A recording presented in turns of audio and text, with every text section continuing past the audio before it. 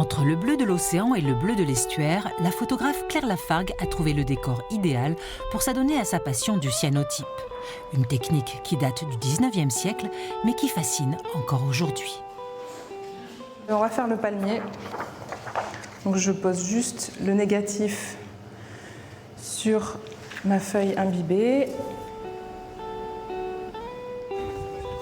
Donc on vérifie toujours où est le soleil. Donc aujourd'hui, les UV sont très forts, ça fonce.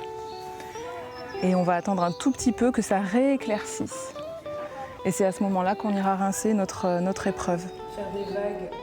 Dans son métier de photographe, elle s'est spécialisée dans le portrait, tant en argentique qu'en numérique. Le procédé cyanotype semble avoir changé son regard.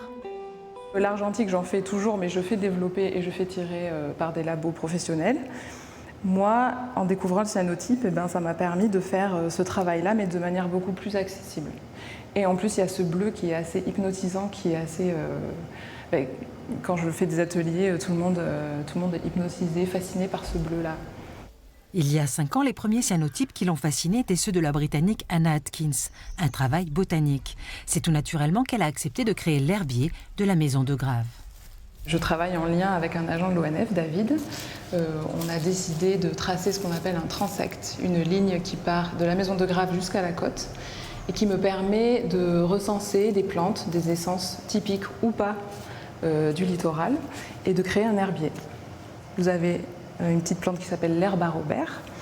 J'ai donc recréé le négatif et j'ai placé mon négatif sur mon papier imbibé et voilà, ça donne l'herbe à Robert en photo.